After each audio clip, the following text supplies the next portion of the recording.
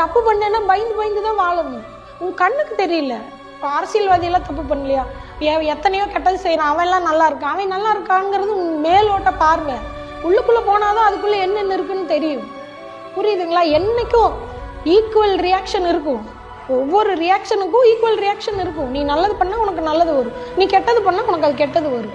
நீ என்ன பண்ணுறியோ அது உனக்கு திரும்ப கிடைக்கும். அப்போ நீ தப்பு பண்ணேன்னா உனக்கு அதுதான் திரும்ப வரும்.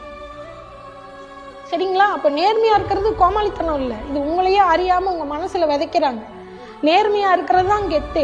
இப்போ காமராஜரை யாரும் மதிக்கலையா? அப்துல் கலாம் யாரும் மதிக்கலையா? அவங்களாம் கோமாளிகளா? அவங்கள நேர்மையாக தானே இருந்தாங்க. ஃப்ராட் பண்ணி, நான் பேர் சொல்ல விரும்பலை, ஃப்ராட் பண்ணி தோத்தவங்க, ஃப்ராட் பண்ணி கோடீஸ்வரன் ஆனவங்க, ஏமாற்றி ஜெயிச்சவங்கெல்லாம் இப்போ என்ன சொல்கிறாங்க? பேர் சொல்லக்கூட யாரும் தயார் இல்லைல்ல. அவங்க இருக்கும்போது எவ்வளோ மரியாதையாக பேசினாங்க. ஏன்னா அந்த மரியாதை அந்த பணத்துக்கு கொடுக்குது, அவங்களுக்கு இல்லை. இப்போ நேர்மையாக இருந்தவங்கள ஒருத்தர் கூட தப்பாக பேசுகிற கூட நினைக்கிறது இல்லையே. ஏன்னா அந்த நேர்மை கடைசியாக சாகும்போது என்ன கொண்டு போகிறோம்?